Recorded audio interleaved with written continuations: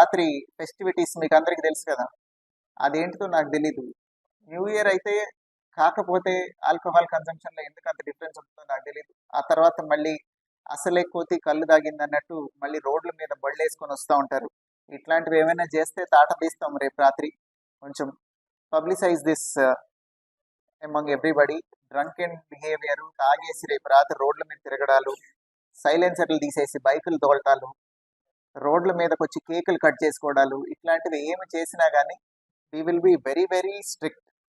అందరూ law abiding గా ఉండి ఇంట్లో కావాలంటే ఒక కేక్ కట్ చేసుకొని క్లాప్స్ కొట్టుకొని హ్యాపీ న్యూ ఇయర్ చెప్పుకొని they can happily rest.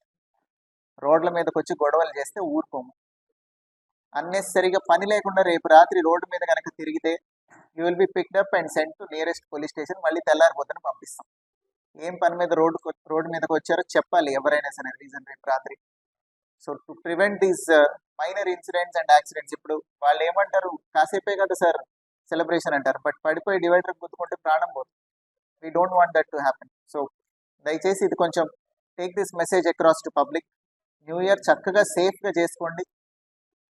Safe and eco friendly ఎన్విరాన్మెంట్లో ఇంట్లో ప్రశాంతంగా చేసుకోండి. You need not create sound pollution or unnecessary disturbance to others.